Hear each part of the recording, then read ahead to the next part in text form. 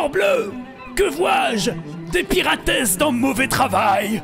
Hissez les voiles, bande de marins fragiles!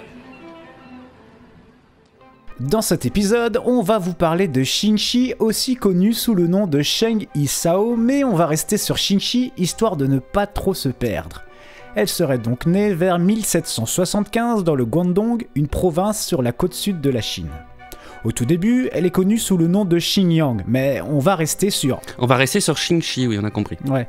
Xingxi est donc prostituée dans un bordel flottant dans le port de Canton. Un jour, alors qu'elle travaille, le bateau où elle charbonne est attaqué par Zheng Yi, un pirate bien connu du coin et ses hommes. Pas de quartier, ceux-ci vont capturer tous les gens à bord du bâtiment. Zheng Yi va alors visiter ses détenus et tombe sur Shi. Il tombera également sous son charme.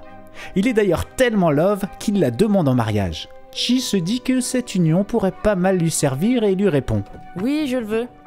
Par contre, y aurait moyen de commander une flotte histoire que je m'occupe quand tu pars jouer au rugby ? Ok, je pense qu'il y a moyen d'arranger ça. » Ainsi, nos deux tourtereaux se marient en 1801. Le deal n'est pas dégueu, puisque le contrat de mariage stipule que Xingxi contrôlera une partie de la flotte et obtient 50% des parts. Dans la foulée, le couple adopte un fils, Zhang Paotai, qui devient alors leur héritier. Xingxi mettra également au monde deux fistons, Cheng Yingxi et Cheng Hengxi. Bon, maintenant la carrière de notre pirate peut commencer et c'est alors sans trop de difficultés que Xingxi gagne le respect des hommes d'équipage et gagne ainsi sa place dans le game de la piraterie avec son Zheng Yi de mari. Alors ne soyez pas trop surpris qu'une femme puisse accéder à ce rang car à l'époque, en Chine il n'était pas forcément rare de voir une femme issue de la basse classe sociale occuper la fonction de matelot. Bon, de là à devenir PDG c'est plus rare, mais notre Xingxi réussira à réparer ce satané ascenseur social. Du moins pour elle. C'est alors que notre couple part en tournée, au combat, aux côtés d'autres pirates, et réussit pas mal en rassemblant beaucoup de bateaux et des dizaines de milliers d'hommes. Pendant 3 ans, ils feront du sale et mettront même en vrac la marine impériale chinoise. Oui, monsieur. En 1807, une grosse tempête met néanmoins à mal l'équipage de monsieur Zheng Yi. Celui-ci est projeté par-dessus bord et meurt en mer. Vous me voyez venir ? Xingxi est désormais veuve et se retrouve à la tête de 400 navires et 70 000 matelots, ce qui en fera la plus grosse flotte du monde. Cette team sera appelée la flotte au drapeau rouge. Bon, elle prendra la tête de tout ce petit monde, non sans quelques manipulations bien senties, et puisqu'il faut bien solidifier son pouvoir, elle entamera une relation avec son fils adoptif depuis promu lieutenant. Par la suite, elle se marie avec lui. Ceci étant fait, on ne viendra plus trop la titiller. Elle fera également de la diplomatie avec tous les capitaines ex-partenaires de son mari, se rendant ainsi indispensables à leurs yeux ou à leur œil, puisque tous les pirates, on le sait, en plus d'avoir une beuge en bois, sont tous éborgnés. N'est-ce pas ? Et enfin, pour colmater toutes les failles potentielles, elle nomme son second fils, Chug Po-tsai, capitaine de la flotte, histoire que si certains voient d'un mauvais œil le fait qu'une femme commande, eh bien, il y ait un homme comme dirigeant. Le gamin ne se fera pas prier et fera le taf bien comme il faut pour aider sa maman. Un point important dans la politique de la start-up de Xingxi est qu'il y a un code de loi rédigé par ses soins. Nous allons en énumérer les principaux articles. 1. Désobéir à un ordre est considéré comme une offense capitale. Donc si tu désobéis... 2. Si un village aide régulièrement les pirates, c'est également une offense capitale de le piller. Donc, si tu pilles ce village... 3. Celui qui vole dans le butin ou viole les prisonnières est condamné à... Si un de ces pirates a des relations sexuelles avec une prisonnière même consentante, il est condamné à la décapitation. Et la prisonnière est jetée à la mer. Des poids accrochés aux pieds. 4. Si un pirate déserte et qu'il est repris, on lui coupe une oreille et on le montre au reste de l'équipage pour l'exemple. En gros, évitez de jouer les chauds les gars.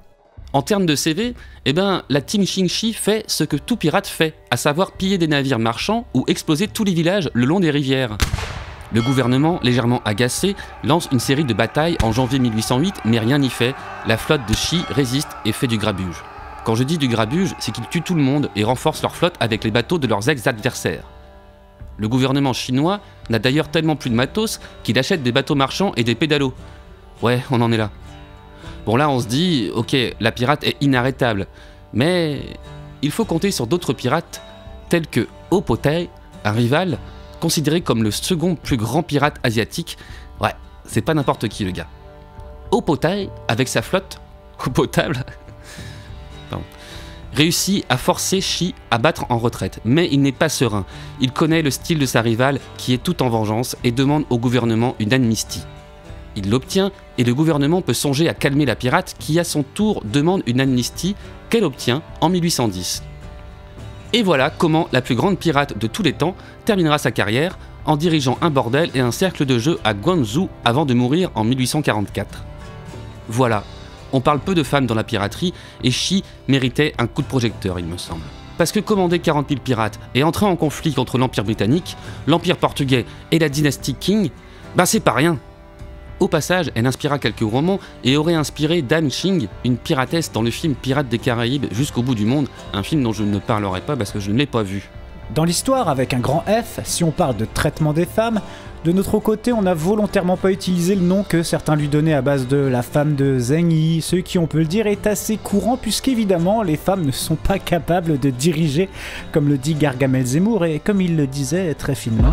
Les femmes n'expriment pas le pouvoir, elles ne l'incarnent pas, c'est comme ça. Le pouvoir s'évapore dès qu'elles arrivent. Conclut-il. Moi j'aurais bien aimé le voir tâter du pouvoir évaporé de Xingxi, le gars.